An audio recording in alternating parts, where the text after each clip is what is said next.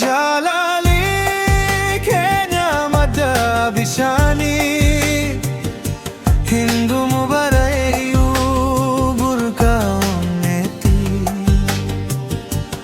ati kooti ani keeti hanga dhumaatti jaalala dhugaa walitti hidhamneetti.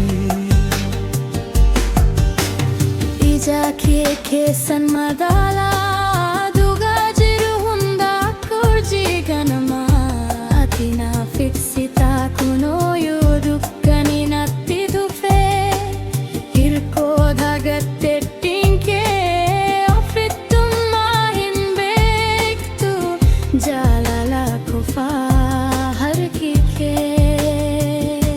Si amanee obsi dabeera onnee koo guutuu siif kenneera addunyaan yoo jijjiiramte nu wal hin dhabnu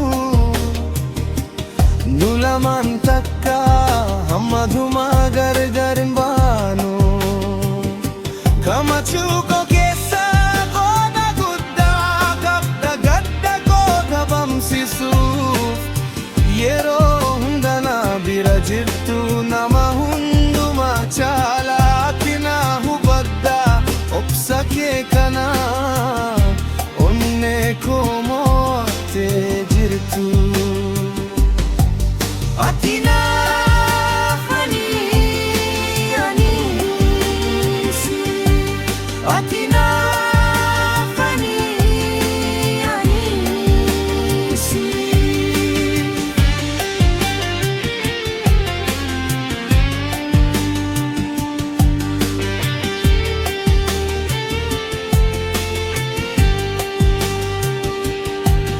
Jaalalaa dhugaa jechuun waliifama gochuudha yoo kufan wal kaasuun waliif abdii ta'uudha.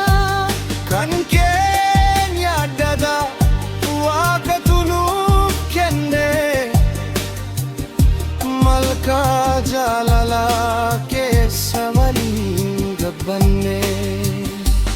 Jaalalaa keenya madda bishaanii hindumu barayyuu burqaa onneetti ati kooti ani keeti hanga dhumaatti jaalala dhugaan walitti hidhamneetti. Hin sodaatin harki koo sindiisu abjuun keenya dhugaadha eenyumtuu hin diidu jaalala onnee dhugaa